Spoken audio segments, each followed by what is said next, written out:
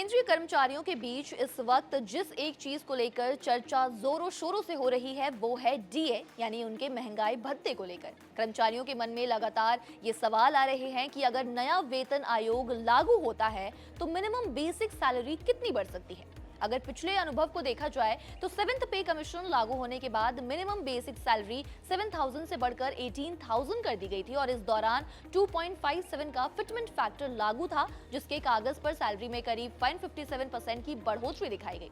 हालांकि असल में कर्मचारियों की वास्तविक सैलरी बढ़ोतरी करीब 14% के करीब थी, क्योंकि बाकी बढ़ोतरी डीए के बेसिक सैलरी में जोड़ने की वजह से हुई थी।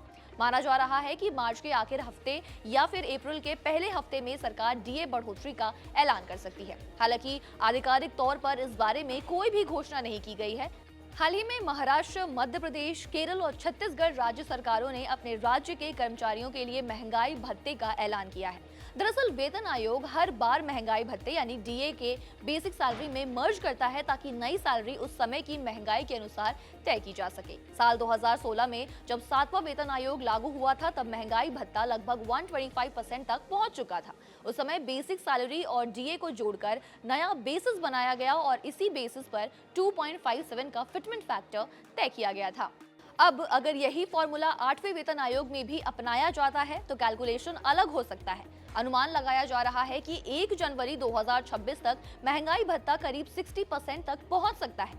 अगर इस डीए को बेसिक सैलरी में जोड़ दिया जाता है तो सैलरी का नया बेसिस लगभग 1.60 बन सकता है। इसके बाद अगर 7वें वेतन आयोग की तरह करीब 14% की वास्तविक वेतन बढ़ोतरी दी जाती है तो संभावित फिटमेंट फैक्टर लगभग 1.83 तक जा सकता है। यानी कि 8वें वेतन आयोग में केंद्रीय कर्मचारियों की सैलरी स्ट्रक्चर में बड़ा बदलाव देखने को मिल सकता है।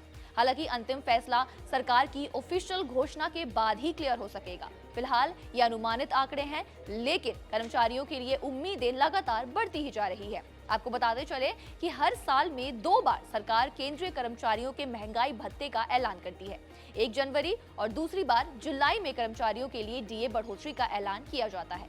हालांकि इसके लिए कोई भी फिक्स्ड डेट नहीं है, इसमें देरी भी हो सकती है। इस बार भी डीए के ऐलान में देरी हो रही है। ऐसे में कर्मचारियों को महंगाई भत्ते के साथ साथ जनवरी 2026 से लेकर जब तक ऐलान नहीं होता है तब तक का एरियर भी मिलेगा। फिलहाल इस खबर में इतना ही। बाकी बिजनेस फाइनेंस की तमाम ऐसी खबरों से अपडेटेड रहने के लिए आप देखते रहिए जागरण बिजनेस।